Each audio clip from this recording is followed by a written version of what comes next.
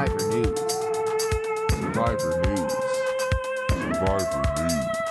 Survivor News. Survivor News. Survivor News. Survivor News. Survivor News. Survivor News. Survivor News. Survivor News. Survivor News. Hello, and welcome back to the Survivor News edition of the Purple Pants Podcast. Okay, it's giving uno, dos, tres amigos are back. We read in the comments in the YouTube, and I see y'all said, listen, we don't want Brice and Jack. We don't want Jack and Wendell. We want the trio that is Survivor News, and I am glad to be back in the States recording Survivor News. Let's formally welcome back to the podcast, the baby boy. You might remember him with a little long hair, but he got a little snippy snip. You might know him from Netflix, season 2 of The Circle, The Floor is Lava, or you might know him from the Purple Pants Podcast. Ooh. Jack Atkins.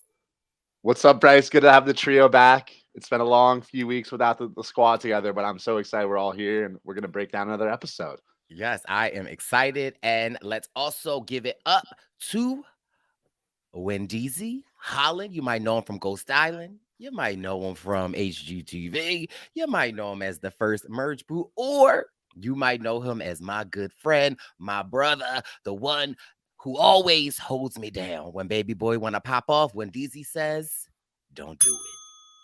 Oh. Don't do it. Ooh, we all get different pitches.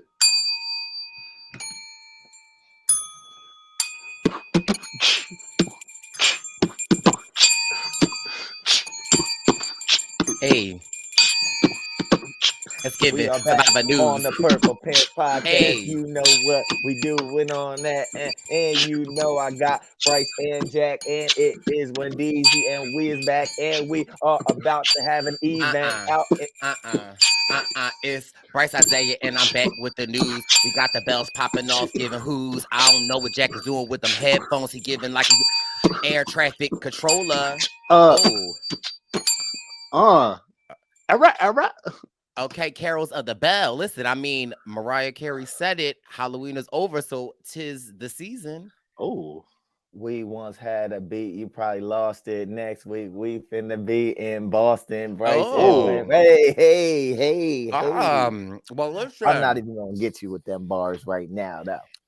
But we are back. The trio is back, and sorry, y'all. I'm eating baby boy hungry. Okay, I'm still jet lagged.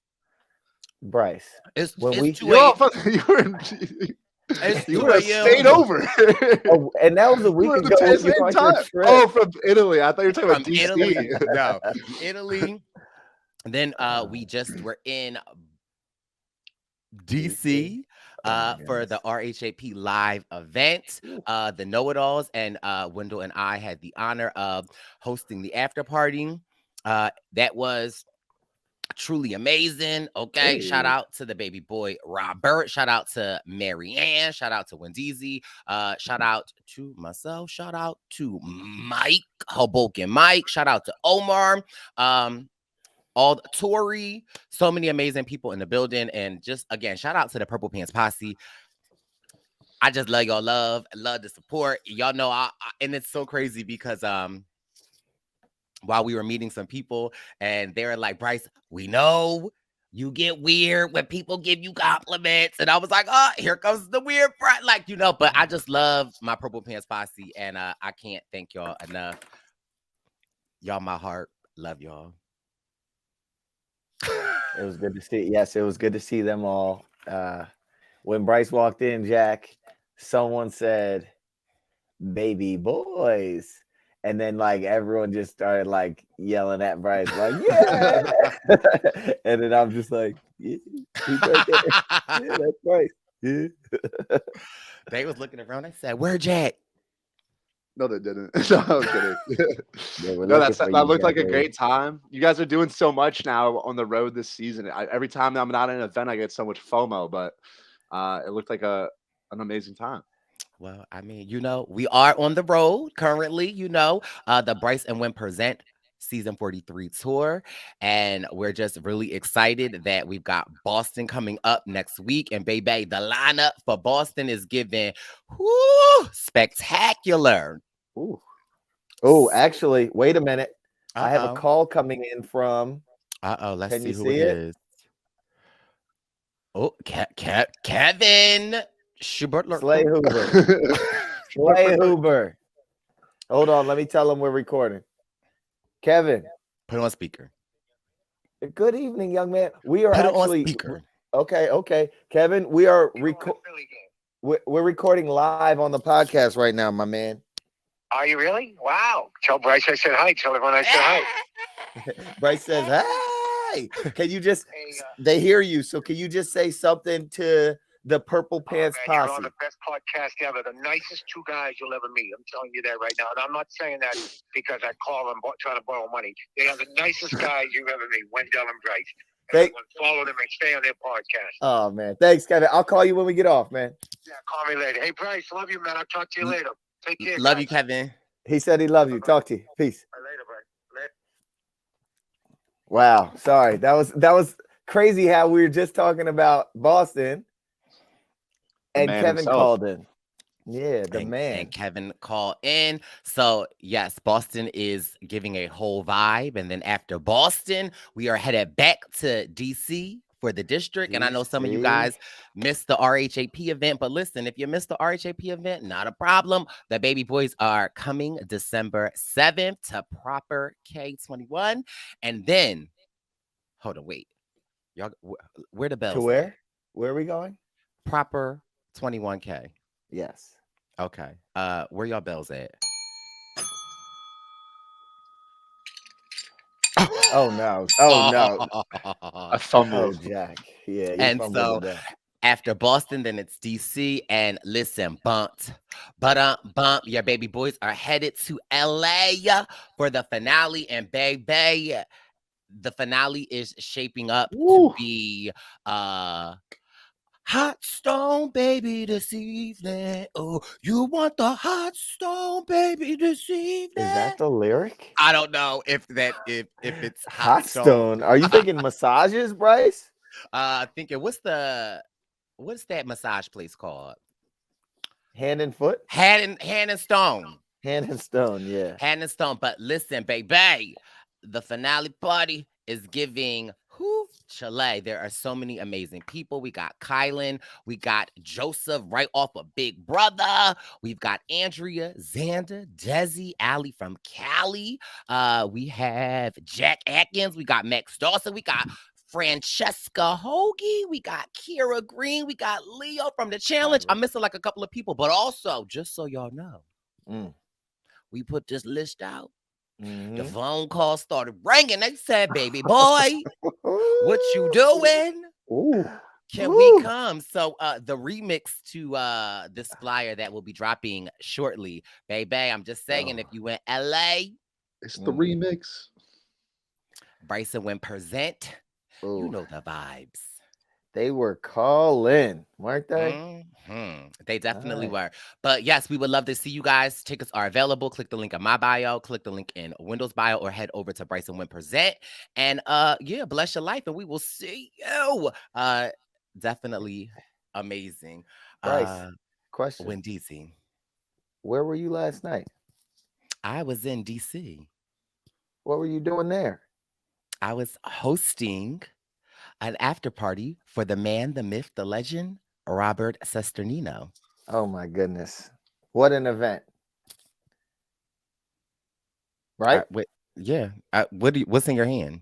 Oh no, so I got these lights, right? Okay, I got this lighting. It plugs into the USB and it's all over the place. So I just was my ADD's kicking in.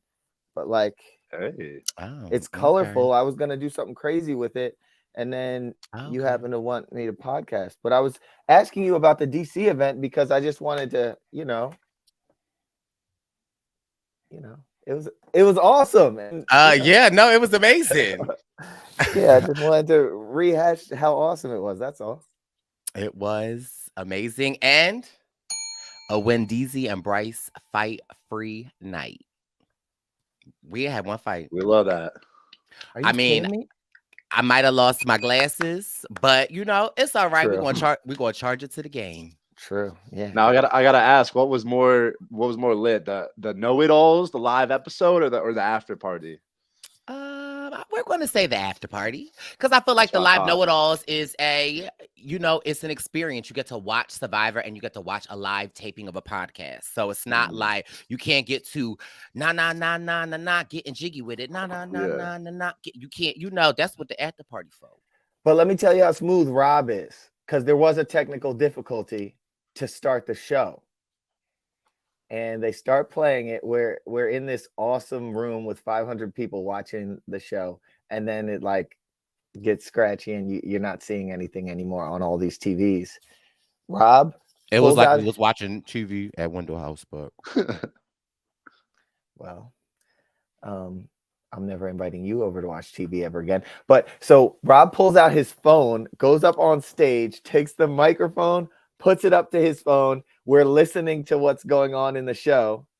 And then like he grabs the mic and says a few things like, all right, now this is happening, that is happening. Eventually they got the videos to work, but Rob was a really smooth criminal with the way he was able to maneuver despite some technical issues to start. And a huge shout out to Chappelle, the RHAP contributor, who just instinctively grabbed the mic and was just, ad-libbing. And it was like so amazing. And just the RHAP community is amazing. Yeah. I remember I went to a live know-it-alls my senior year at high school, I think. Did you go with Ben? I did go with my dad, yeah. We took the train into the city. It was a big night for the baby boy. Wait. Jack? I know what you're about to ask. Did you come Buff City? I don't remember. I plead the fifth. Okay, I actually don't remember, but Jack, how many buffs did you have? Because I know you came with more than one. It was just 9. Now, also, wait, who was there? Like, do you remember who the I remember obviously Rob, Steven, Sari was there. I remember. This was during 35, so this was before Wendell. I'm trying to remember who else would have been. Probably some 34 people. Probably Andrea. Did you get to meet any of the survivors? No, I don't think so. I was too nervous. But look how far we come. Look how far we've come. Yeah, but no, that was a super fun experience. Rob always has a great event, and it's good to know he's got the best at it on the after parties. So, yes, we're very, very happy to be under the RHAP umbrella for sure. Well, I guess the next question is, who's moderating this episode? We've already discussed this. It's the baby boy. I'm kicking it over to Wendell this time. I saw he had the notes last night. All right. And I had to work on a fantasy football trade last night, so I rewatched again today. But I know Wendell's ready for it. I'm gonna let the baby boy shine. It's actually. Wait a minute, Jack. I thought you said that you were doing it today. What? Didn't you text me earlier and say I got the notes? I said, when you want to moderate today, I peeped the notes. Oh, is that what you said? It is what I said. Jack, it was hard to tell. Didn't I tell you about the technical difficulties? Jack, let me see what I got. How was this? I said, do you want to moderate today? You said, yes, please. No, but we can work together. We'll figure it out. Now I want to look at the text message. Because I feel like Did you DM me or no? Because I feel like I saw it too. It's in the group chat. Okay, let's. You know what? It's funny because Jack did say, "When you want to moderate today," I peeped the notes, and then Wendell said, "Yes, please." But actually, when I read it, I thought it was like, "Wendell, do you want me to moderate today?" I read it like you read it, Brice. I gotta work on my writing, I guess. Yeah, you gotta be more. You gotta be more specific, Jack. Let's see. Posse chiming. I don't know how to be more specific than saying, Wendell, do you want to moderate today? I'm being gaslit right now. Yes, please. Yes, please. But you know what? I just rewatched the first part of the episode. So if we want to get the ball rolling, I could start with that, and then we can see where it takes us. if you want to put a gun to my head, you know what? I got it all off memory. If I'm not mistaken, and despite the technical difficulties, didn't you take notes at the event, Wendell? I think Brice was lying. Did you really see my phone?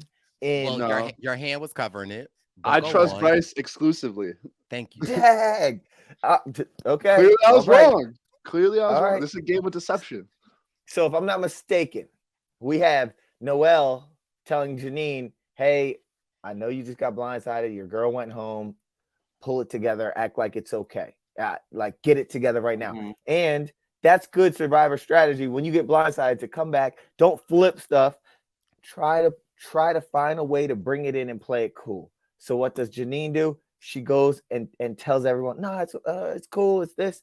And that's what I noticed. It looked like there were many clips of her having different conversations and essentially saying, you know, you got her out of there. No hard feelings. We're good. But then we had the clip of her sitting there saying something like she's hurt. She doesn't feel good because she that wants was to her cry. Yeah. And I feel like in Survivor, if I would have made the merge, although I didn't, I feel like those moments like that would have been extremely hard for me. Because if they taking out Jack and I come back, it's giving guns a blazing. But I also think that it takes a lot of maturity and you have to have a wherewithal of the game and to know your position and to know know when to fold them, know when to show them. But I do want to ask you a question, Jack, just so I'm clear. Will we consider Ellie the first merge boot? Technically, did they merge? I guess technically, based on Jeff saying you have to earn the merge, I would say no, she's not the first merge boot. Can we just call it the merge boot? Yeah, I mean, I guess for all intents and purposes, she's the merge boot. But like Jeff said, you got to earn the merge. Because did they have they didn't have, my opinion is, did they have a merge buff yet? No. Did they have the feast? And so after, when did the feast I don't think come? they get only the winners got a feast. Right. So they were, the winners are the mergers. I mean, yeah, like I said, technically she's not the merge boot but for all intents and purposes, I think that it's fair to call her the merge boot. You know what I mean? Okay. Who was the third boot? Who was the first merge boot on Winners at War? Can we just call it a merge boot and that's all? Who was no? Is there a third merge boot? I mean, yeah. Who was the third merge boot in Winners at War? Ethan? No. I'm actually trying to remember. Chris Underwood? It wasn't Tyson, was it? I believe it might have been because it was me and then Adam, then I think Tyson. But that would be the third merge. Jack, good Jack. Yes. You did that. Sorry, I'm so fan. Okay, fine, fair enough. So I was the first merge boot on Winners at War. Thank you. But we can argue about other things, guys. Come on. Okay, this is not a big y'all are arguing about who went home news. for. I haven't bet on it all. Like we're all losing in some way. So but yeah, I mean, what do you guys think about this? Because I know what you're saying, Brice. Like, she obviously losing your closest ally. I mean, we've seen it earlier. They almost were like sisters in a way. Losing that has to hurt. But I think for Janine's long-term game, I actually think it really does open her up for a lot of moves. And I do believe that the people coming to her and saying, like, yeah, we actually do want to work with you. Like, just it's going to free up your game. I think is actually I think they're being truthful. And I think it could be an asset for Janine if she plays it right. And I feel like so far, her taking on that attitude of being upset, but like showing a positive attitude and a willingness to work with new people, I think is good for her game. Like, I don't know. What do you guys think? I think it's great. And I also think like when you're in these type of positions, at the bottom at times can actually catapult you to being a swing vote, to making like really big moves. So if it's like, if she can play this right, she can gear herself up to kind of be the person that they go to. Because it's like, in one mind, she could be an easy vote out that, like, you know, then it's like, oh, we don't need to get her out. But at the same time, she could also be like, again, doing the Erica thing and making maneuvers. And all she need to do is find her Heather, and she could really kind of sort of lock in. So I think that despite how it looks, I think if Janine can play it right, she could really like line herself up to be in a good position. Mm-hmm. Agreed. And the next morning we have people, you know, Owen and Dwight talking about who they feel good about. You got Gabler saying that's a great day now that Ellie is gone, or something like that, to Cody. Yes, she was on his radar for a long time. They were on each other's radars. I think more so her on his radar, and he got her out of there. And so, question for Jack about this: Gabler didn't play his idol. Yeah. Do you feel like he should have just played it to play it? I think he was safe, right? Yeah, but still, like, I mean, it doesn't get used. Oh, like played it on someone else? Or just played it to play it. Well, he can't play it on himself. So you're saying he could have played it on someone that was vulnerable, that he trusted? I mean, I guess. Now, I also said this to Wendell. I was like, oh, great. Like, he didn't use it. He could potentially use this as a fake one. And Wendell's like,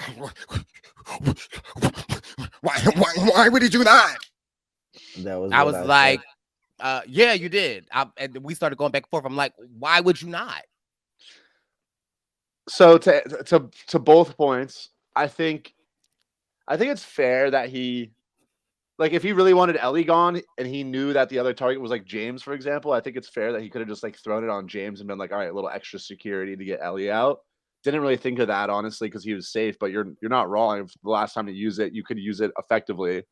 And then since he doesn't use it, like you said, I sort of thought like you could use it as a fake, although obviously if Gabler pulls out an idol later, everyone in the game knows he had one from that twist. So you would be like, okay, like it could just be, but it's still like a way to like have the threat of potentially having a fake, which I think would be better than him being like, oh, hey, Cody, this is the idol I had. It's now defunct. I'm just going to get rid of it. Like, I do think it could be he could have done a little more than that. So the way I envisioned it was that, like, say for whatever reason, he gives it to Janine.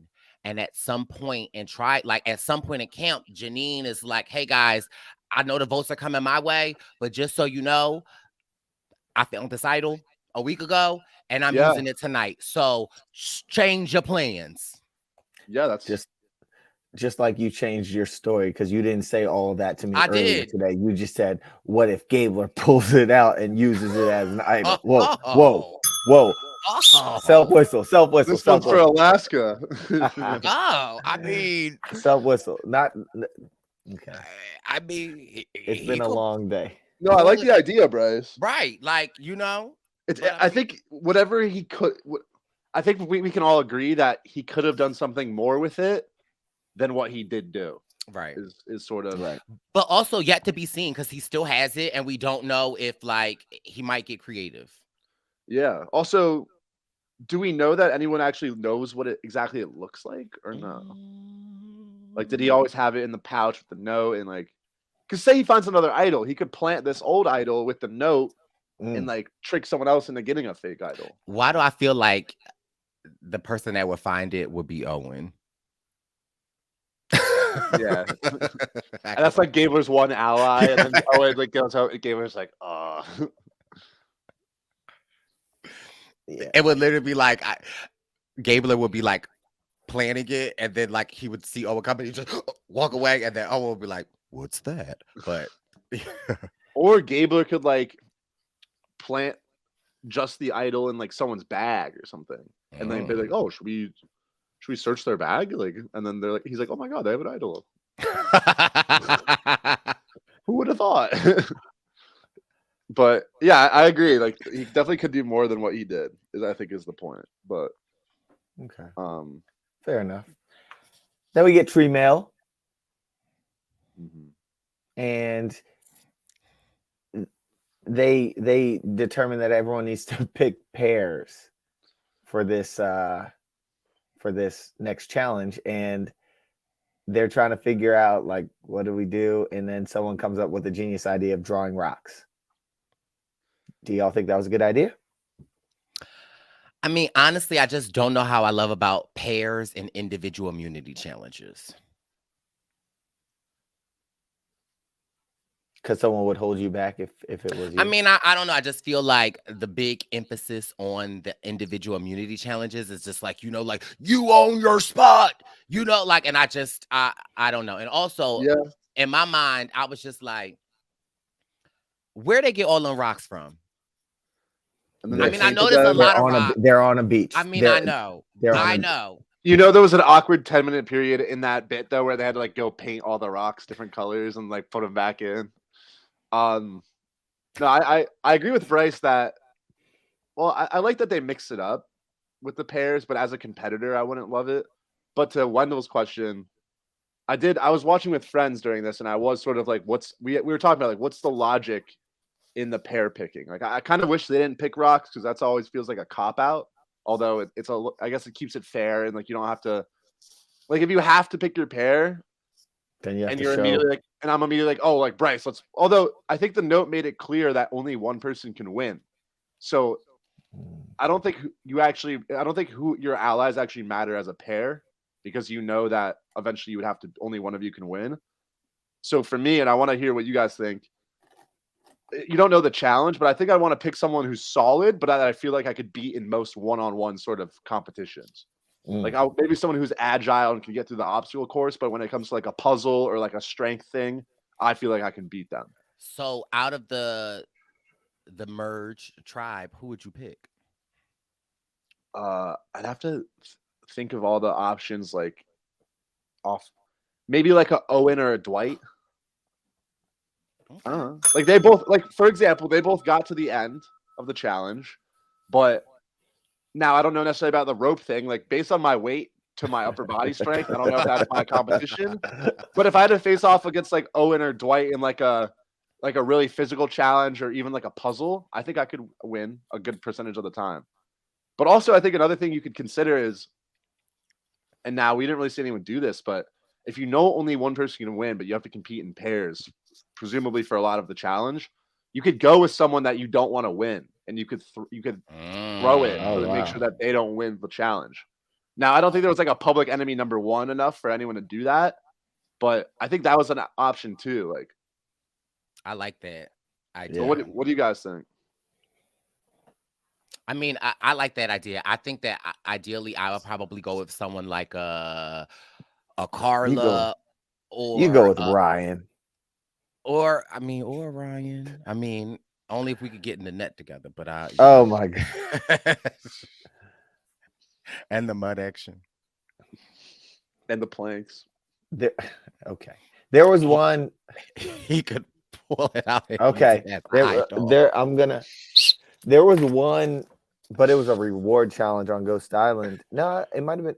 It was a reward where we picked teams.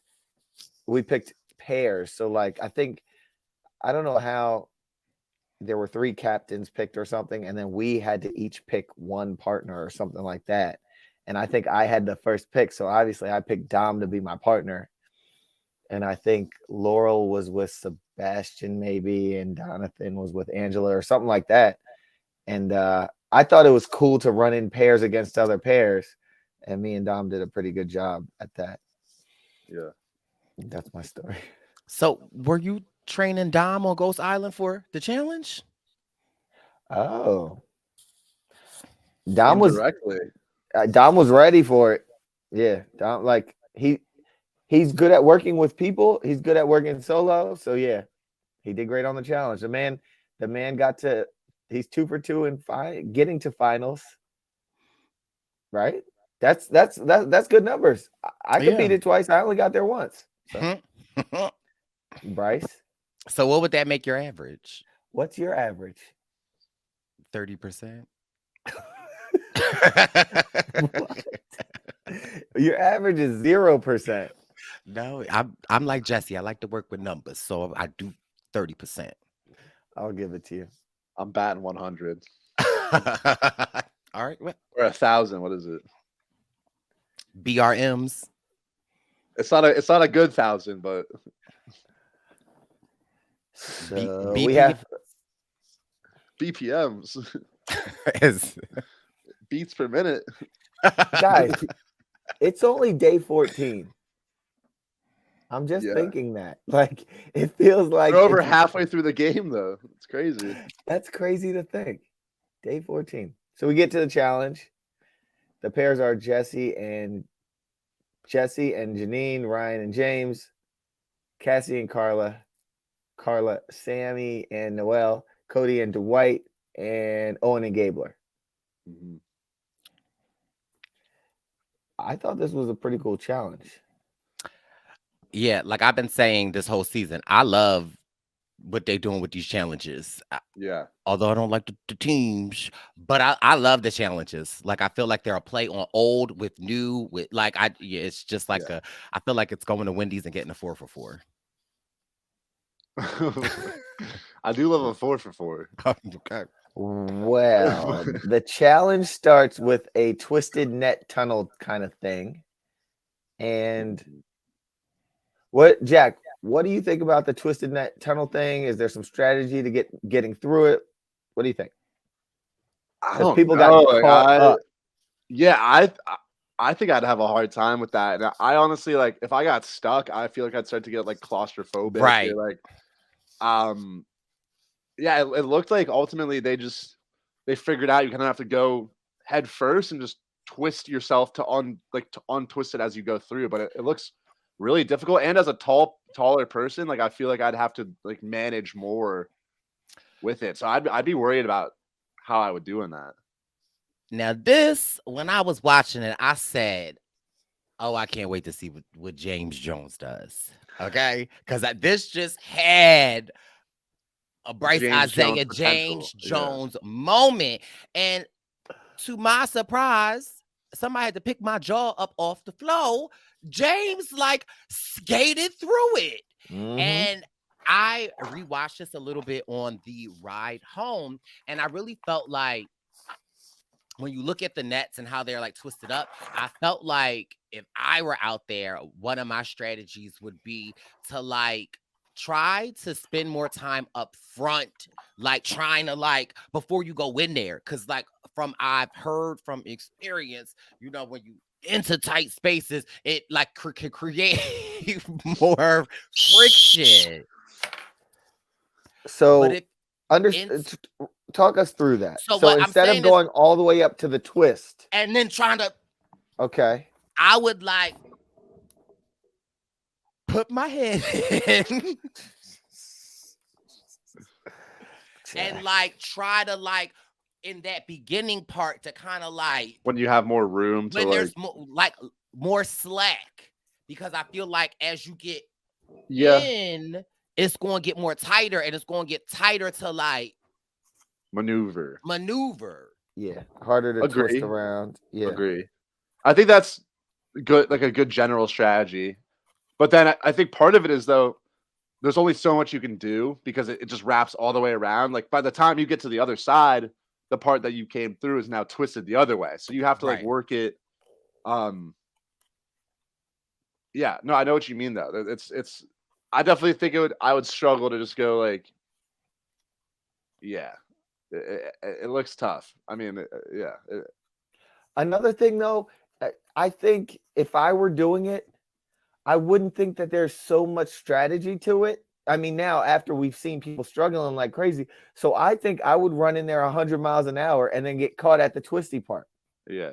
And Brice, fix your face. And then after the challenge is over, Jeff will be like, "Everyone, go help Wendell." I've been there before.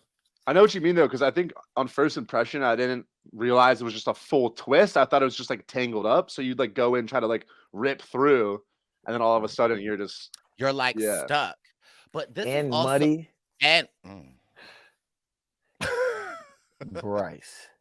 I also like us seeing Janine and Noel stuck in it. Like I really kind of question like, was this with Noel's leg? Like I questioned if it was a hindrance to her, because I feel like she had on the athletic one where she can run in, and I feel like it is at the end it could get caught more in the nets. And so I even kind of wonder, like, I wonder if she would have taken the leg off, would that have helped her? I think we see that she takes it off midway through, but I definitely think taking off right from the start would have helped her a lot. Because I mean, you think about the foot part of the prosthetic is like almost like a hook, and so I would imagine that was just getting tangled all over the place. Yeah, she was definitely at a disadvantage in this challenge. Did we see her take it off, or did it fall off? I'm just wondering. I'd imagine. I don't think we saw, but I feel like Jeff said that she took it off, but maybe that he just like, I don't really know. Wow. Well, I would imagine it's locked in there pretty solidly, though. I'd imagine she probably took it off, but I don't know. Okay. All right. Well, let's see who gets through first. We get I feel like James. I feel like James and Ryan got done pretty quickly. They did. And Dwight and Cody and Owen and Gabler, were those the three that got through? And then Carla and Cassidy actually got through pretty quick too. They did. Cassidy was pew. Yeah. We did have a funny James Jones moment though. Towards like they killed it, but then I remember seeing James crawls to the mat.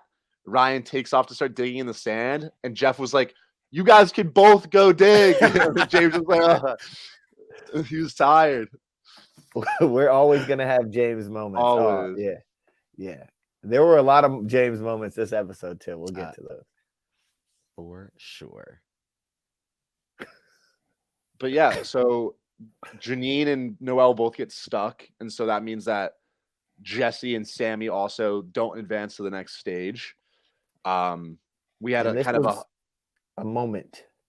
Yeah, exactly, like a touching moment when that stage ended of them, helping out those two, and Noelle obviously struggled with it, was pretty emotional. Sammy was a little emotional, but he said, he didn't want to pull the bucket anyways, and that her support and her effort was really what mattered to him. So yeah, it was what do you guys think? I have a question. A few things. Definitely was a touching moment. Definitely, I feel like I might have had some like mist in my eyes when just watching them come to help her. That was a great moment. But on the other side, I'm thinking, isn't it, or have we seen a lot of challenges where people have to now stop and wait after they get through, and then it's the first however many to like, shouldn't it just be, hey, once you're through, keep going, and the first few teams, and then the teams that didn't get through are out of it, period? Or like it's like they hit the reset every time. I don't know. Yeah, no, I don't. I mean, that only works up to the final part of the challenge, because the final part, obviously, you have to all start at the same time. But true. I think it would have been. I think it's also equally interesting if, as soon as you get through, you can just move on to the next part. But then again, I guess if you get through first, there's still an incentive to get through first, because one, you move on, but also you can have somewhat of a break, I guess. Right. Yeah. So you're still rewarded. That's what I was trying to get at. Anything worse? No, I agree. Yeah. Okay, so at the neck, there's another part. I don't remember. Is that the bridge? Yeah, they had to use the planks that they dug up to make a bridge to get across, and then sort of slide down to advance the next part. Yeah. And so we see Cody and Dwight, I believe, really crush this part, zoom through it, and then it becomes a close race, I believe, between Ryan and James and Gabler and Owen. But ultimately, Gabler and Owen edge them out and get down and advance to the next part. So that makes the final four: Owen, Gabler, Cody, and Dwight for the next phase of the challenge. Did you see the interaction between James and Ryan when they didn't make it through? Oh, yeah. James, from my perspective, and again, there might have been technical difficulties at this time, or there might not have, but it looked like James was trying to like give him the pep talk, like, you gotta look at me, bro. And Ryan was just like, yo, I don't even want to look at you right now. Like, yo, I'm not hearing it right now. If it's one thing James Jones going to do this season is he going in the middle of a challenge. He going wait.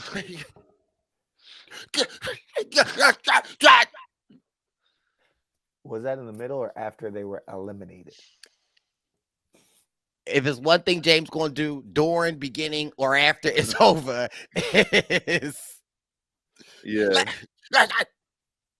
Yeah, I don't remember the full interaction, but I remember the gist of it. I felt like James was like, "Hey, next time we just gotta like communicate a little better." And I feel like Ryan was like, "Or maybe you could just do it better," or something like that. I was like, Ryan, like that's not very good teamwork. Yeah, it felt like Ryan wasn't having it. Right. Yeah. Whatever the interaction. Maybe we'll be able to get James on the podcast at the end of this or something and ask him these questions. yes. But that was interesting. Another fun James Jones moment. Anyway, we get to the end, which is where they get split up and they have to hold the ropes. Mm-hmm. And the buckets contain, was it 15% of their starting body weight, 20%?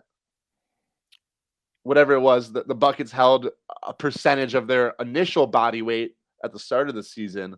So presumably an extra, several pounds for each player. Which, I mean, I think for these four guys, they're all probably around similar weights, like not a huge discrepancy necessarily. I want to ask, before this challenge started, who did you guys sort of predict was going to win?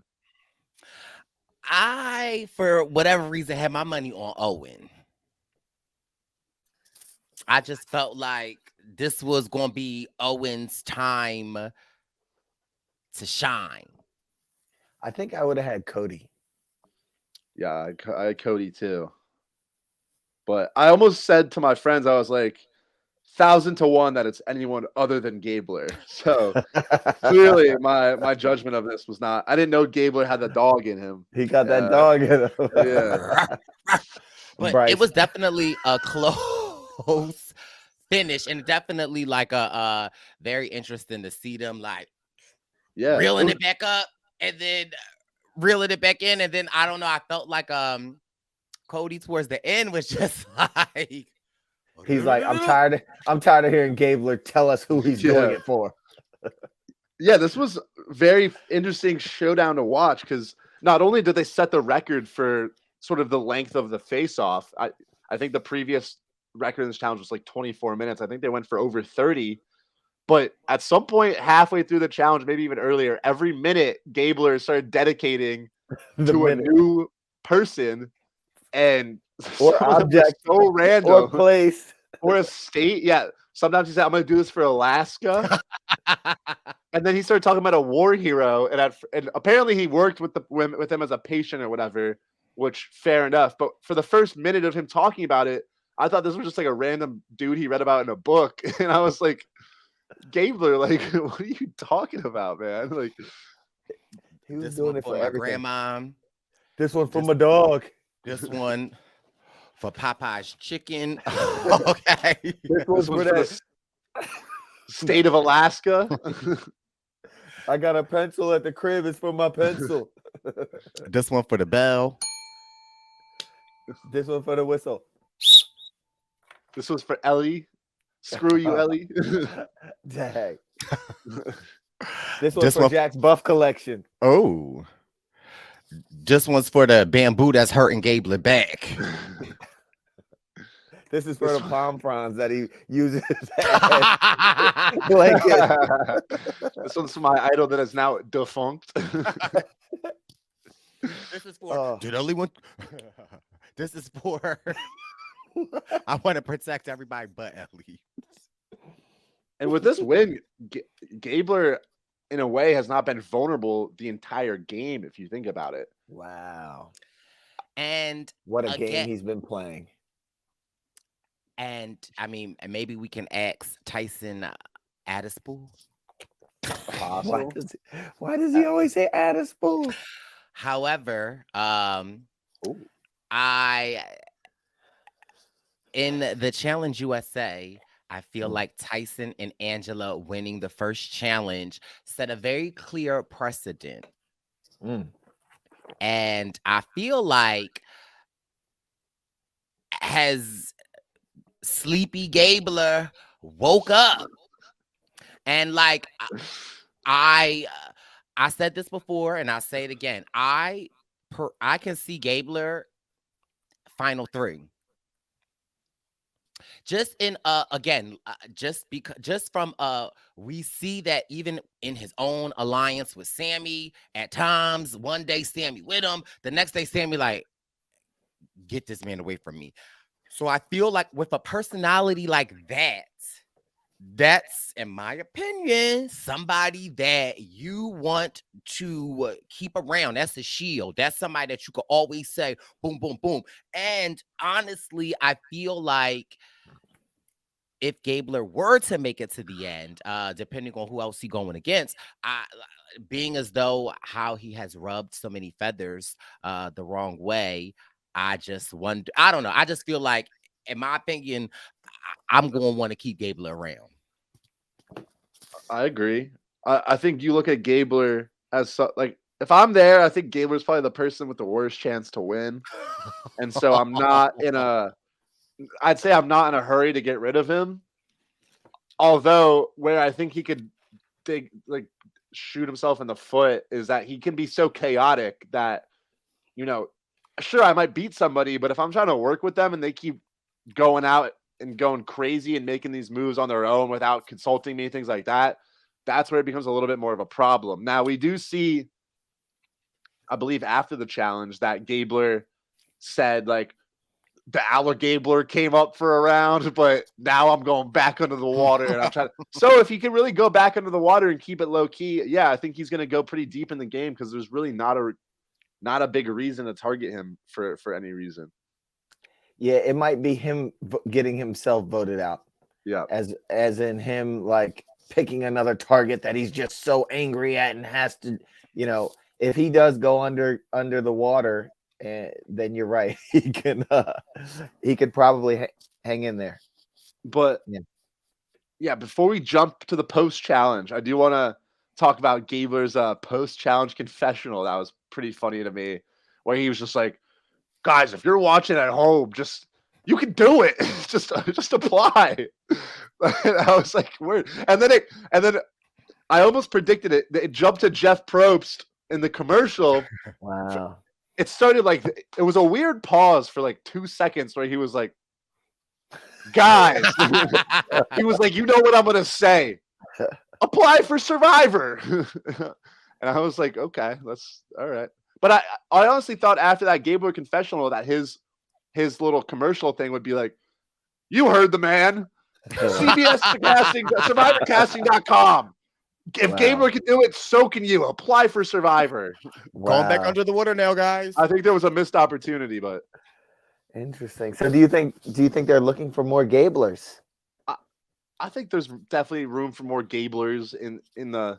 I mean, in recent memory, all the random older, like, I guess, rural sort of kooky characters that we've had have always been so fun to watch. So, there's always room on the cast for just an absolute wild card, in my opinion. Who's another like Gabler-esque? Season 41. With the curly top. What's his name? Oh, Brad. Brad's definitely in the Gabler mode. I almost thought Lauren Rimmer, where she just lived. Like I think she was from a small town, and she wasn't super strategic. And she was just there and caused a little chaos, but ultimately played a pretty good game too. So, who is the season on that Mike Holloway one? I think his name was Dan. Oh, but I don't like Dan though. We don't like him. Also, what about Shambo? Oh my God! When Shambo went off and cooked that fish and ate it by herself, that was like just an iconic moment. That's just like so random. Also, would you put Tony in the Gabler category? Because I think they are like, I think there are some similarities. Maybe if Tony was like 20 years older and lived like in Amish country with like no technology and just didn't know like what was going on in the game. Well, So no, you wouldn't. I definitely think Tony. No, I wouldn't. Second chances, Tony. The second time he played, but Game changers, Tony. Yes. Yeah, but that's because he's Tony. Like I don't. But I feel like that's some attributes of the Gabler. Nope. But keep trying, Brice. Go ahead. I think they look. I think Gabler could kind of look like a 20-year-old Tony, 20 years older Tony with all the tattoos, and if Tony grew a beard. But from a game standpoint, there's such a big difference between the chaotic gameplay that Gabler has and the chaotic gameplay that Tony has. I think Tony has a method to his madness. Gabler is just a loose cannon. Gabler just has madness. Yeah. Is he a loose cannon if he says the Gabler Gator is up? Now I'm back down. Doesn't that let us know that like? But also, I feel like when the Gabler alligator is down, that's when he causes the most trouble. Well, I know what you're saying. Like, I do think he has a method to his madness. I think his method is just not good. like he Googled his method and pulled up an article from like some crazy like conspiracy theory website on how to win Survivor, and he was like, all right, I'm gonna go with this. Yeah. Oh man. It was like how to win Survivor by like Shambo. Yeah. or Jacob Derwin. Leave my man out of No, there. I like Jacob Derwin, but he has that same sort of chaotic strategy. I have an off-topic question. Sure. Cody's accent. Cody. Yeah. He gives me a little bit Bobby Boucher. I see it. He's I think Cody's from like Idaho originally, right? Or something like that. But he lives in Hawaii. Isn't it like this? Like Cody, like I'm gonna run out here. Isn't that it? Yeah. It's like the Hawaiian Bobby Boucher. Yeah, Hawaii Boucher. Yeah. So anyway, that was what I was getting from his accent. I was just thinking of Bobby Boucher. I'm sorry for. And other quick off topic before we jump into the strat. Did y'all see Jeff Probst on SNL this week? Oh, and who was the musical guest? He was the host too, Jack Harlow. Put some respect on his name. Hi man, you better know. Yeah. Also, he wasn't just a musical guest; he was a host too. He did the scenes too, Brice. But do you guys remember when Jeff Probst invited Jack out? Now, because he brought Jeff, I would have reason to believe that Jack Harlow probably took him up on that. I could see a post-merge reward being Jack Harlow, a private Jack Harlow concert. Either this season or next season, who knows? But I feel like we're gonna have Jack Harlow on our Survivor screens at some point in the next year, and I'm very excited for that. Very excited. Like look at you, Jack. Astute. It's a dream come true. I hope. You missed your time, Jack. Yeah. Like you're not. I mean, you'll be out there one day, but you ain't out there for the Jack Harlow concert. I know. Hopefully, I will be out there one day, but who knows? Probably not. We know. I could see Jack Harlow playing. And here's the thing, though. I honestly doubt anyone would really know that it's him. Shut up. No, Brice. like honestly, like Brice, what have you been drinking?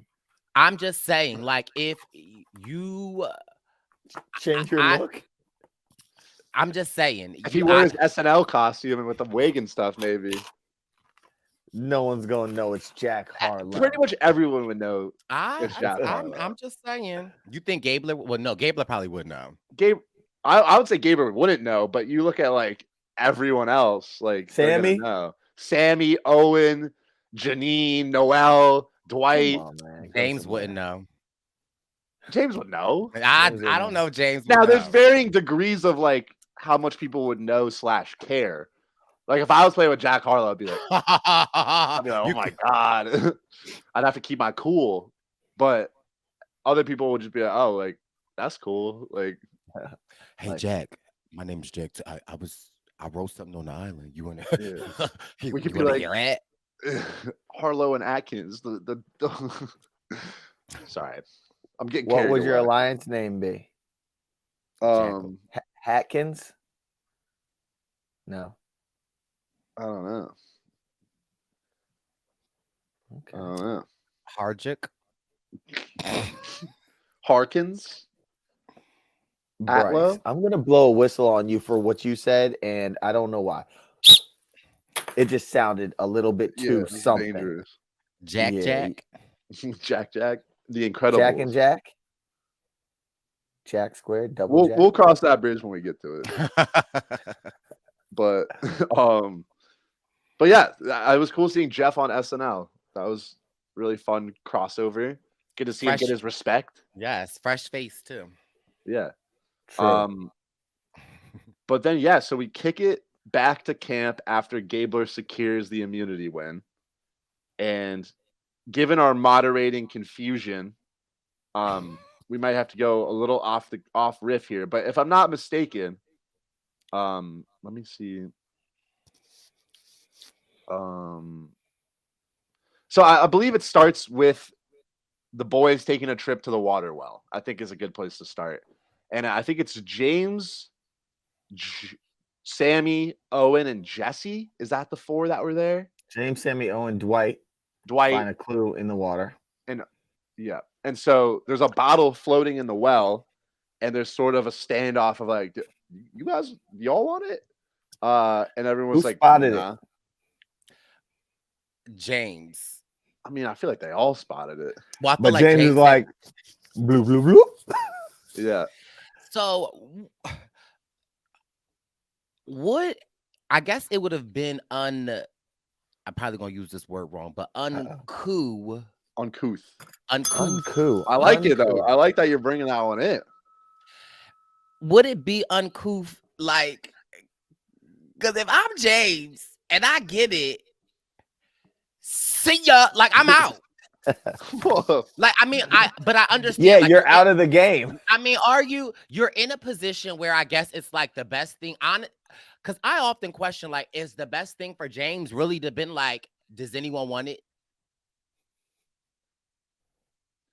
Because it's like it's like you damned if you do, you damned if you don't. So why not just like get it off of you? And then it's like you're bartering a relationship with whoever you give it to. And at the same time, you was like, you can point the finger. But the way I think, I would have got that thing and would have been, like the Roadrunner? Ow. Beep, beep. Me. But, it's weird when you open it, when you're there with like three people that you like aren't that close with, it seems like. And then you read it and share it with everybody. Now, you're right where you're kind of damned if you do, damned if you don't. Like as soon as he shares it, I think you have to go grab it because everyone's going to assume that you grabbed it anyways. Now, the thing I'm a little confused about, and I'm sure there's some things we didn't see, but if I'm any of the other guys there, and it seems like the narrative is like, oh, James found this advantage, but the information too. Like if I'm Sammy, I'm going wing over to under the shelter looking for the first chance I get, grab that, and then have everyone think, oh, James got it. And maybe they did try to do that, but it felt like James was able to get it so uncontested. Right. Where I'm like, but do we know if he actually did like I was wetting the whistle. Yep. Did he read the whole thing out to them? I mean, he said there is an advantage hidden underneath your shelter. But so this is also where I question editing in the sense of, because did we actually see him like say that, or did we just hear him? Oh. Because he could have been off by himself reading that, and then they just like, because you're right. My question was like, how the hell do it say it's some candy under the bed, and I'm with y'all three, and all of a sudden nobody around the bed, and I'm just get to the candy?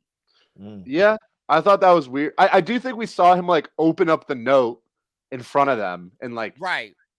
But that's what I'm saying. Like I agree. It's if I saw like I'm going Yeah. right up there with you. And Owen would have been there because Owen is always around when people find the idol. Yeah. So Or worst case, if you don't want James to get it, go grab it and throw it in the fire or something. I don't know. Like, just make sure no one. If you don't want the target, but you don't want anyone else to get it, just go grab it and just get rid of it. No.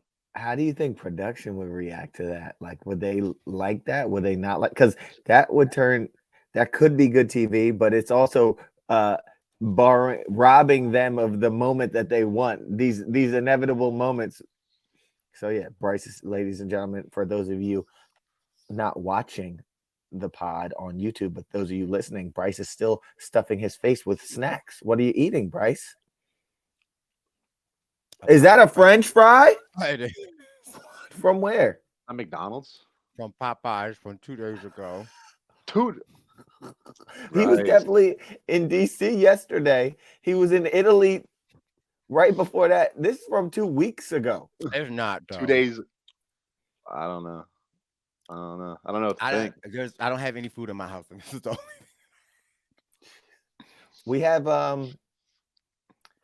We have Dwight who tells Noelle and others.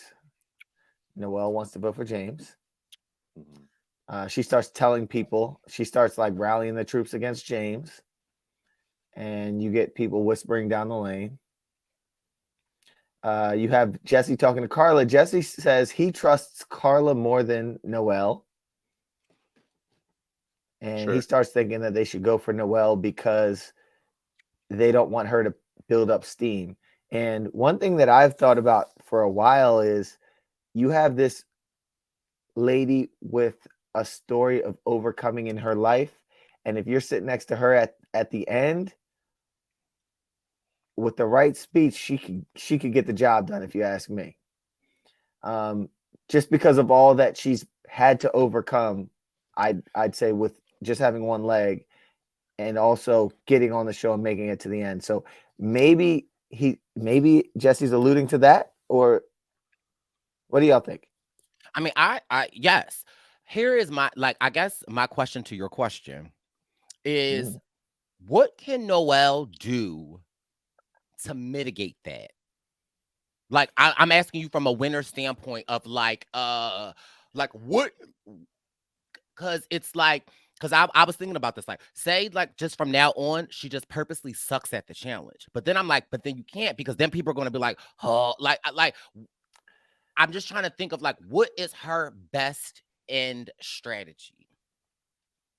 I remember on Winners at War or after, people saying something about Ethan, just like, you can't get to the end next to an Ethan because of his life story and all that he's overcome. His speech at the end, like, he's the epitome of being a survivor. And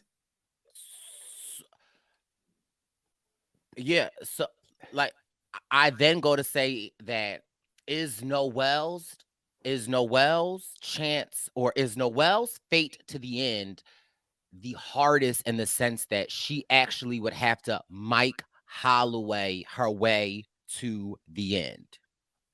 Either that, or people can look at her like, okay, if she gets the end, her life journey will speak a lot when it comes to overcoming things and getting past things and fighting and being a survivor. But in this actual game of ours, from right now to the end, maybe she didn't do anything. Like, maybe she was dragged to the end. And if those castaways understand that, for example, I remember when Xander got to the end, and as a viewer, we were like, yo, he's going to get votes. But there was something going on the island that was like, hey, yeah, Xander, he has an idol. He has this, that. He ain't getting no votes. We're on the island. He's not getting, I don't know.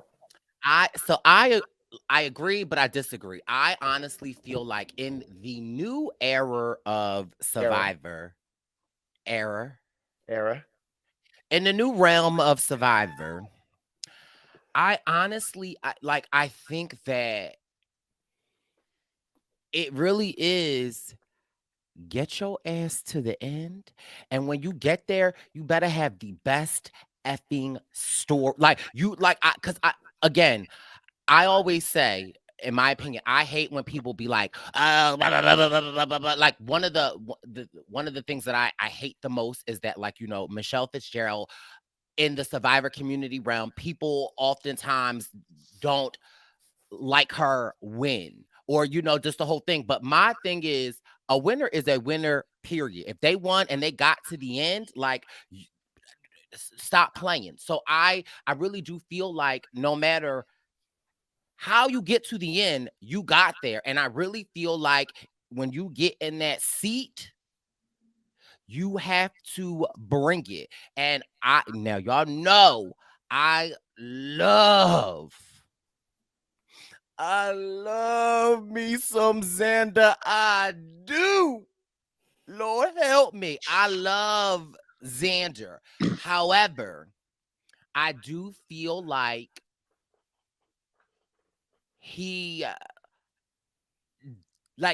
didn't, like, I don't think he understood the assignment in front of him. And I say this, and I love me a Deshaun.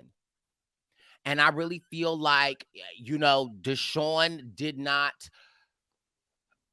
bring it. And I feel like Erica told a complete, like, she just, like, I really feel like in this new era of Survivor, it's really about however you get to the end. It does not matter who you go against. It's really depending on, like, what you could bring to the end.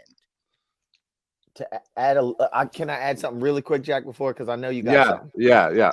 The only thing I want to add, Brice, I agree with you. I don't think it doesn't matter how you got to the end, but I think it's heavy on, all right, now that you're there, you better bring it. Like, Right. Now that you're sitting there, tell me your story that got you there. Jack? Okay. Oh, now what you eating now, Jack? Little chocolate. What kind? Where did it come from? Toblerone. Oh, the triangle? Yeah. I'm not a huge chocolate lover, but I'm not either, but the Toblerone, it hits. So but good. All right, I've been gathering my thoughts on this debate, so I think I want to bounce to 41 first because that's hot on the topic of conversation. I think a lot of what, like Brice said, the winner is the winner, period. And I think a lot of it has to do with jury composition a lot of times, and that could just be a factor of luck. Like, you look at Xander in 41, I think there was people, even Deshaun too. There was people on the jury that weren't going to vote for Deshaun because of his betrayal to the camp out. There was people on the jury that apparently wanted to vote for a woman regardless of who that woman was. And so for a Xander, I think, and there was a lot of older people on the jury too, where I think it wasn't necessarily conducive to his story. And it's a new era. And I like you guys said, I think people are looking for a more inspiring story. So for Xander, as this younger sort of fratty kid, I don't think he had the story that he needed. I fully agree with that. I disagree slightly, because I just say this to say that, like, he could have, like, if he like, I just feel like it was, I agree with what you're saying. However, I do feel like I just feel like, and I love Xander, and I think that he did a great job. But I'm just saying, like, me as a Xander fan, like, I wanted a little bit more. I felt like Xander kept it so, he was a politician, like, like, I wanted, like, well, here's what I'll say to that, and I don't necessarily disagree with you, but I think something that wasn't shown so much is that Xander was asked some questions early on by the jury that weren't shown, that I think really put him on the defensive, because they weren't asking him about the game, they were asking him about his character. And I think, according to him, a lot of those questions were very unjustified. But I think, according, like, not to speak for him, but he said some of the questions that he got took out the strategy element of the game for him and made him feel like I need to defend my character and prove that I'm not a bad person right now and prove to the public even that I'm not a bad person because not to go in, don't want to go into the detail with that, but I think he was ready to come and explain his game and explain his journey. And there he was hit with some questions that made him say like, oh shit, I got to focus on proving I'm not a bad human being, which I think put him on sort of the defensive where he wasn't able to go and articulate the moves that he made. But I think even for going back towards just Xander's game aside of the final tribal council, I think, and I've talked with him about it, and I think a lot too of sort of the jury's perception of him is that he intentionally in the game comes across as this young, sort of more laid back, trustworthy guy, and that and the relationships he built were genuine. But I feel like when you're presenting yourself as sort of a young, dumb kid, when you go and stab someone in the back, they're less willing to be like, oh, he really got me, because they trusted him. They thought he was less smart than they were. Yeah. And so when you stab someone in the back, it's harder to give that credit to that person. Whereas, say, if I'm playing and an Evie gets me, I'm like, oh, Evie, they're a player. Like I'm open to admit that I knew Evie was smarter than me. They got me. Respect. So I think there was a lot of dynamics at work. But I'll let you say, and then I want to jump back into my thoughts on the Noel stuff this season. But I mean, I'm happy to hear. No, I agree with everything that you're saying, but I almost feel like to that point of the Xander, and again, I'm not arguing we're just of Xander. I'm only just like the point of it. Yeah. Is that like, could that have been the story? Like, I mean, I played it, and I don't know, but I hear what you're saying. I just feel like when you get to the end, you should stand 10 toes down. Yeah. Oh, and I agree. And I think if he had been, he obviously could have better articulated some of those things. But I just wanted to point out that I think there was unseen other hands that like, that hurt that a little bit. But Wendell, go ahead. I'll try to be quick with it. I agree with you on a few things, Jack. One, if someone that is playing up a game that they are this young, like just, whatever kind of guy, for them to stab you, for them to get you out of there based on what's going on up here, because they're actually sharp, but your whole perspective of them was they're this young, silly, whatever. Then again, I'm just reiterating that, like, you don't want to credit somebody that you think is not as intelligent as you or something. So It's like, if it is an Evie, they're brilliant. But if it's a Xander who has been portraying this one role, we know he's brilliant as a viewer and where he goes to school and all this stuff. But as a player, you don't necessarily know that. The full picture. You don't want to give him that credit. There is that. But also, I will say that Xander sitting on that jury during that time, I think the odds might have been stacked a little bit against him in that you got to understand when this moment is. Is it around 2020, the Black Lives Matter movement, social justice? Survivor hasn't had a black woman or a woman winner or a minority winner in a very long time. Survivor, the community is ready for a woman winner. And then you have a minority woman, Erica, on there who has a compelling story. And then you have a black man on there amongst this huge social justice movement where it's he played a great game too. Yeah, he played a great game. Yeah. So like, I think that I'm not gonna, I just think that Xander being the one cis white young male on amongst those three at that particular time, it was a little harder for him. 100%. And I think Xander understood the magnitude of the moment, and perhaps the odds were stacked against him in that way. But like whenever I think about Xander's situation, I think back to the 40 seasons before where the odds might have been stacked against a Brice. And so it's obviously a shame that in that moment, Xander might have lost some votes for reasons like that. But it's just Survivor sort of balancing out and catching up with the time that we're in. So I think, I agree with you. And we definitely hopped back into 41 for a while. Yeah. Sorry. But no, absolutely. It's always. That's why I love the podcast, to like have these discussions and have these like type of like dialogues, because I feel like honestly, a lot of other podcasts would steer away from these type of conversations, and I feel like this is Survivor News. Yeah, no, this is And one that's of why we appreciate you, Jack, because you don't shy from whatever conversations, and you're very intelligent and willing to learn, as I think we are willing to learn. Yeah, 100%. I wouldn't call us very intelligent, but we're willing to learn. You guys are, yeah. I'm No, just playing. This is definitely, I think, one of the more interesting discussions we've had so far this season. And so to reel it back into the season at hand with Noelle, I was sort of thinking about that while you guys were discussing it. And it's a different situation, obviously, from the Xander thing, but it is about that sort of story. And it's hard because I think for me as a player, I'd obviously have a lot of respect for Noelle and draw some inspiration from her. But with all due respect, as a juror, I don't know if I would look at her at the end and say, oh, well, you overcame hardship with your leg. I'm more likely to vote for you. Like, for me, like personally, I don't think that would factor in, because of course the challenges are a little bit harder, but I feel like my criteria as a juror is, how did you play the game socially, and how did you leverage your social game into strategic moves? I don't care if you do well in the challenges or not.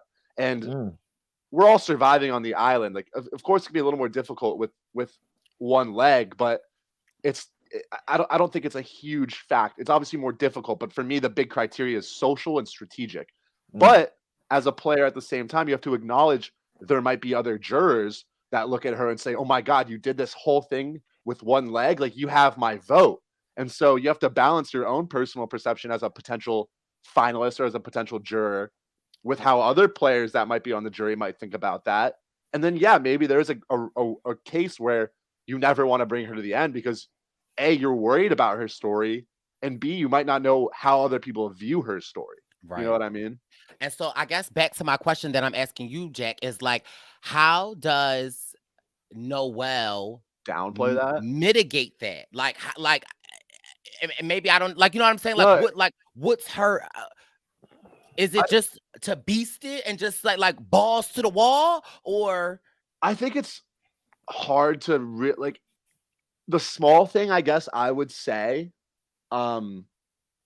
is probably just constantly downplay how hard it actually is to do, how much harder it is to do the things that you're doing with one leg. You know, like, I think you'd want to give a perception to the other players that although I have one leg, this experience is equally difficult for me, as it's not harder for me. And you know what I mean? Like, whereas if it's like, if you're like, oh, everything is so much harder, you're just going to sort of perpetuate that idea that you are doing more than everybody else, which would give you an edge at the final tribal council. Sorry, that. But you downplay it, but then at the end of the game, you let people draw their own conclusions, see you sitting at final 3, and say, you know what, she did play this game with a sort of inherent disadvantage, and I respect that, and maybe that's the edge that you need to win the game. But aside from all of that, I still think you need to play a good social and strategic game. I would be upset if she made it to the end playing a mediocre game and won because of that. As inspiring as it is. Mm-hmm. And it's probably why I'm the third boot, because if I'm Noelle, like, I feel like my attitude is F all y'all. Like, not F all y'all, but I'm just like everything. Like, kind of beast everything, but also like kind of like unapologetically, like, I'm gonna get I got my alliance. I'm locked. I don't know. 100%. I just feel like I'll be like, because I'm just, she should obviously play the game super hard, and like, if she wins I think having a challenge or 2 individual win on her resume would be great. But if she does go beast mode Mike Holloway and she's won 3 straight challenges with one leg, you're gonna start to be like, yo, this girl is going crazy. Like, okay, we need to get her out now. Like, and interesting enough, like, as we're having this conversation, who I don't think people acknowledge enough, and who I feel like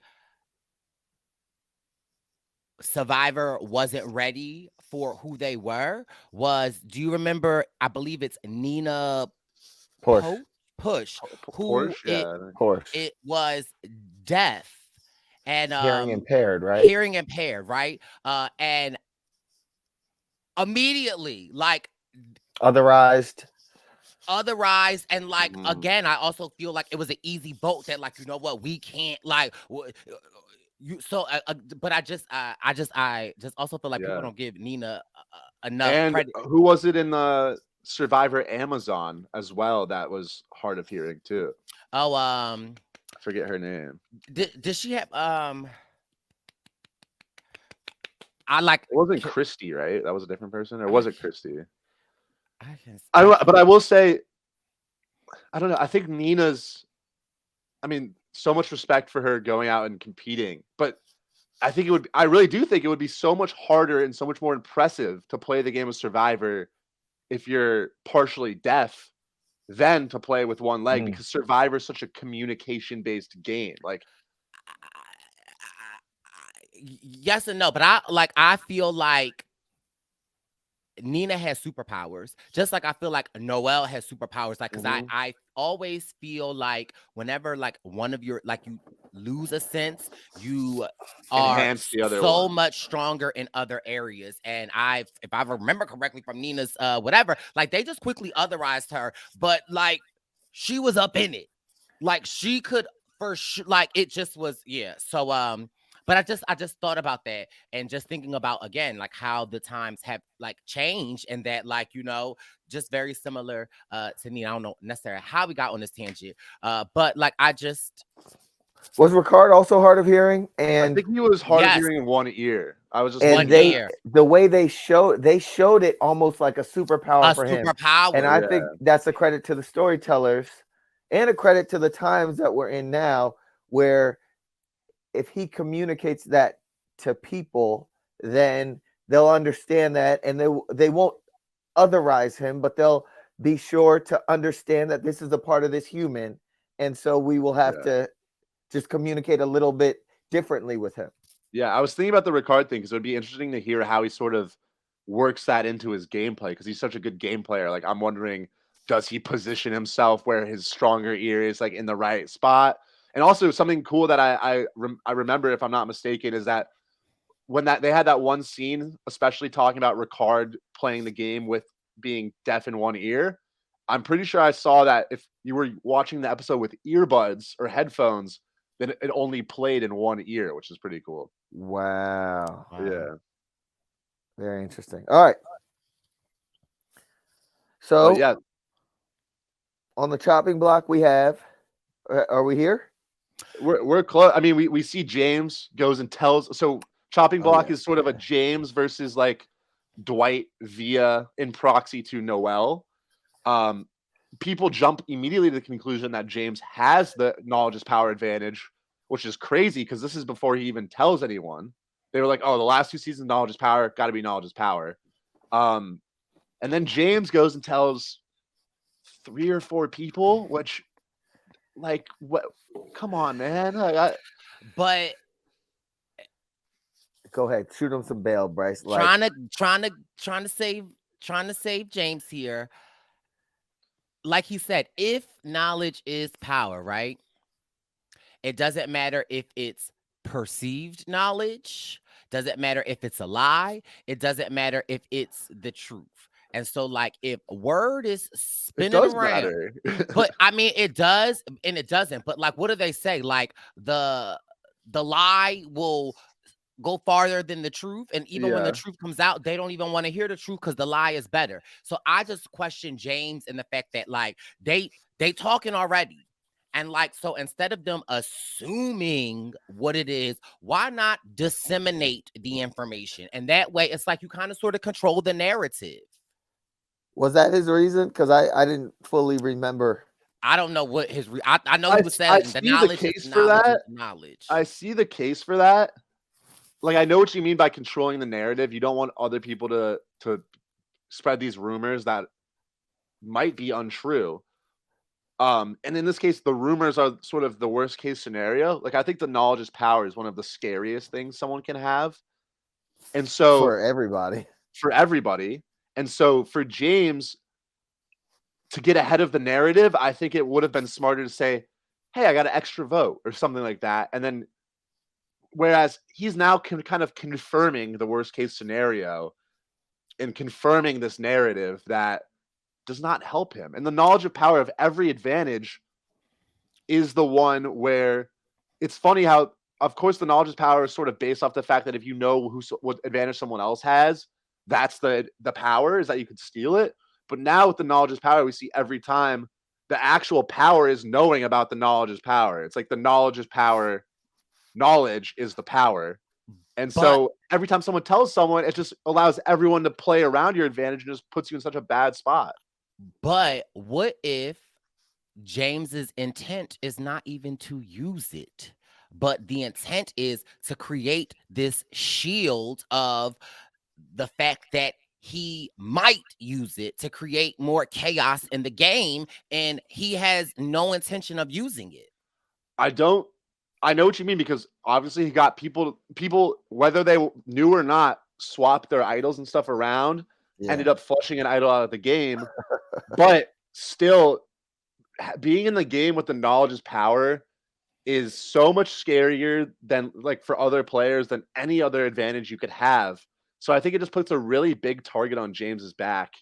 That, I mean, we see it's a target this episode, and I'm sure in weeks to come, it's going to be a target for him still. So what do you think of that advantage, Jack? What, the knowledge is power? Do you like it? I don't really like it, but I think it's pretty overpowered, but it just so happens that everyone uses it wrong. Like, if I got it, I'm not telling anybody about it. And I'm saving it until either I need an idol or I need to steal someone's idol. And that's it. Like, I don't like the whole thing about, like we said earlier, like, knowledge and information in this game is power outside of the advantage.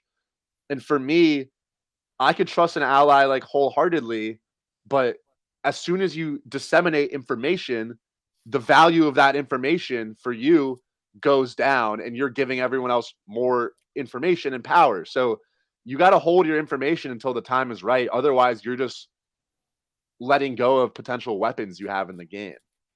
Right.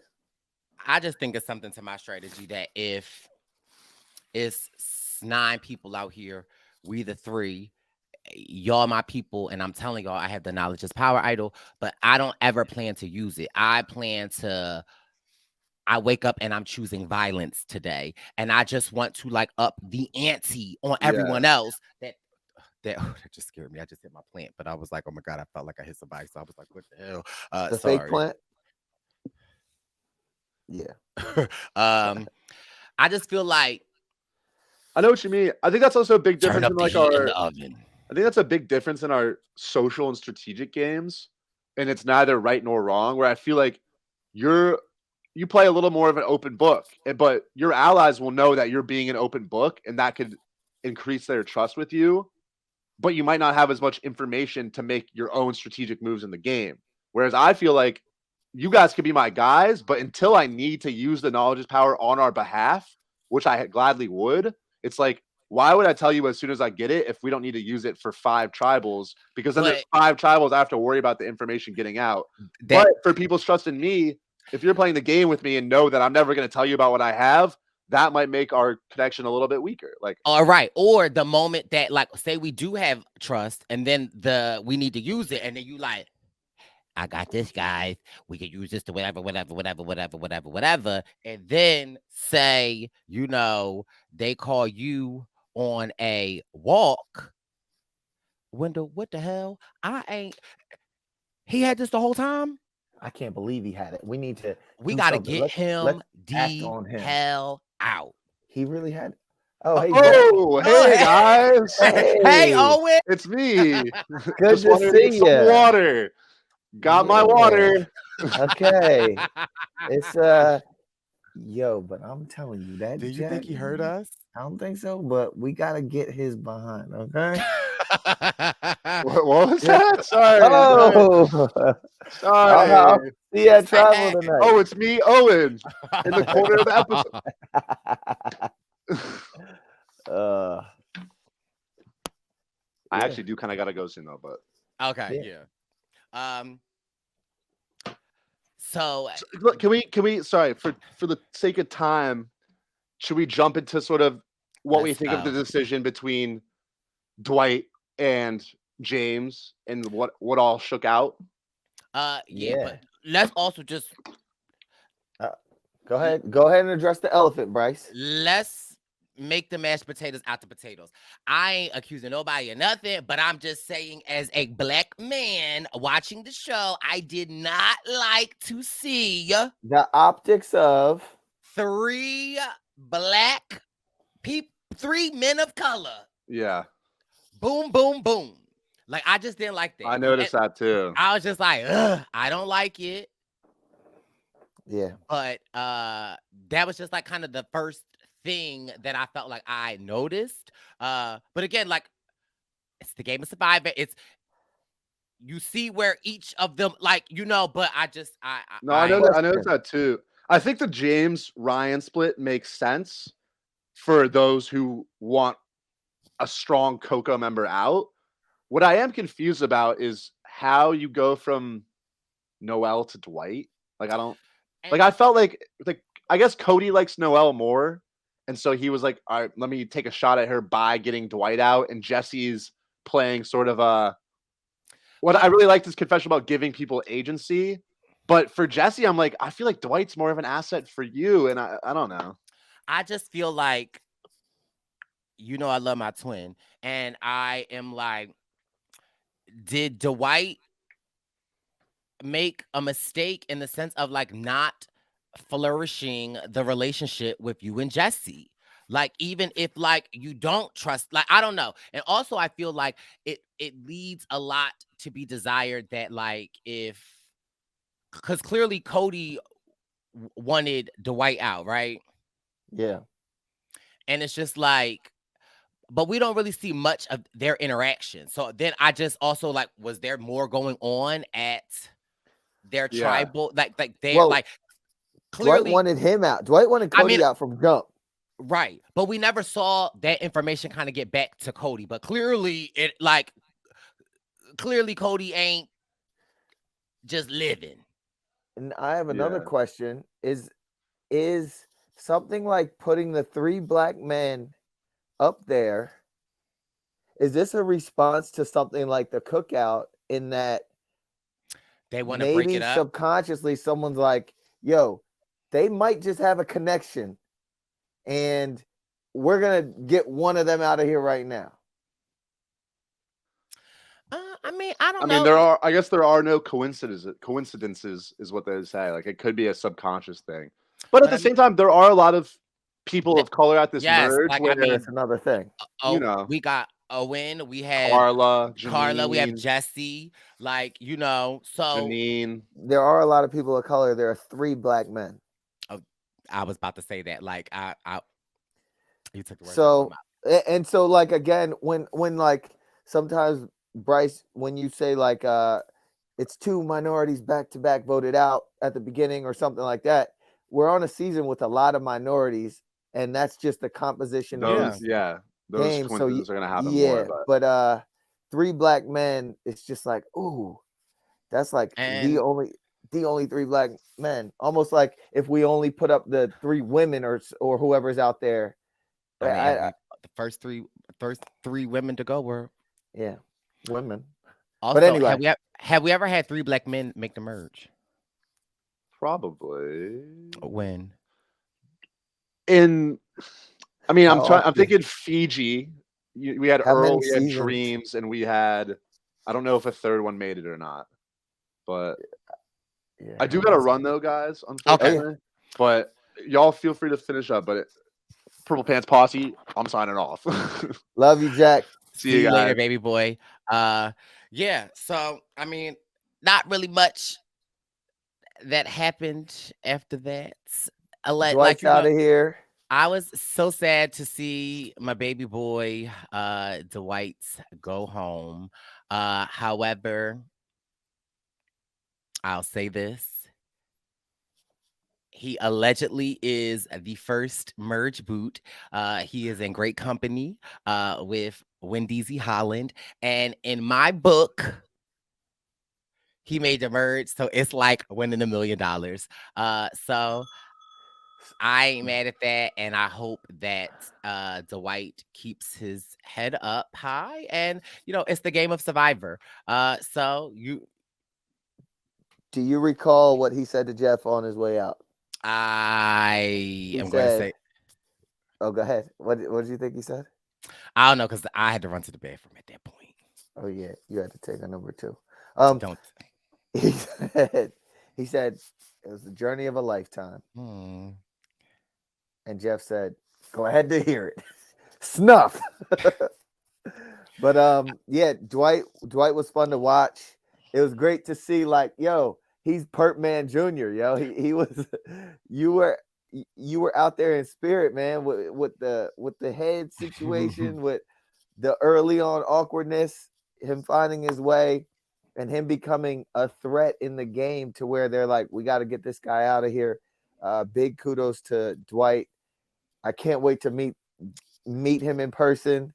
I can't wait to meet him. Because I'm trading you for him. That's fine. Yeah, that's it. So yeah, it was a great episode. Excited to see next week's episode. I feel like I'll be more in the swing of things. But yeah, this was a great episode as always. Wendeezy, we appreciate you. The baby boy Jack, he had a flag football, and mind you, before we started recording, Jack was like, "We're 3-0." Like Jack's like really, he was excited about his. What else? Football. He was telling us about his. He only has one final, or one final's down, or what was he saying? Some exam boy. Or something. Yeah. Baby boy's almost out of college. It's crazy. Another one out the nest, Wendell. But before we go, we just want to remind you guys, the district, December 7th, we are headed to DC, and November 9th, next Wednesday, we'll be in Boston with an amazing lineup. Brice. Yes. I think we should bring, and we're going to try to work this out, I think we should bring DJ Caution to Boston. Oh. Caution in Boston. I think we should do it. But anyway, what's after Boston? What's after DC? It's the finale. The only finale party that you need to be at in LA. Brice and Win presents, okay? It's going to be a time. We had a time last night. We're going to have a time in LA. It's going to be amazing. And if you know, Brice and Win presents, our one goal is to bridge the gap between reality stars and fans. And honestly, it's really just bridge the gap between people. Amazing people linking up with amazing people, and just having a good time. And if you've ever been to a Brice and Win present event, you know it's that energy in the air. I don't know what Brice is trying to allude to. We just have great parties. We have a great time. Yeah, every event is just another moment. So we thank you guys for coming out. We know a lot of the posse comes out. We know a lot of RHAP comes out. And by the time the Jack Shack comes out. And by the time this pod is out, we might release another 10 names or something like that on the flyer. We don't know. Yeah. But we just can't wait to see you guys in Boston this week, in DC in a few weeks, and in La La Land for the finale. All right. Well, this has been your Survivor News. Wendeezy, appreciate you, baby boy Jack. We out.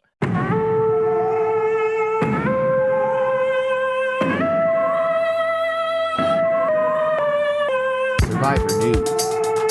Survivor News.